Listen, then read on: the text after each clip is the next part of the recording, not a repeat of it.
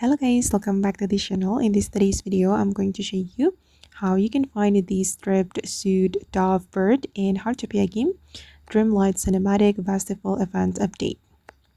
Okay, first of all, you need to participate in the actor dove bird watching event. You can start the event in the forest. You just need to track this device and start the event. Alright, I'm gonna start it now. And then you're going to prepare your scanner, and if you're lucky the actual dovebird will appear here, but sometimes you will need the extra paste to find the stripped suit dove. Okay, and I'm still trying to find it, guys.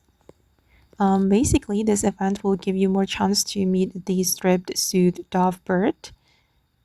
Okay, wait, let me use my repair kit to repair my scanner.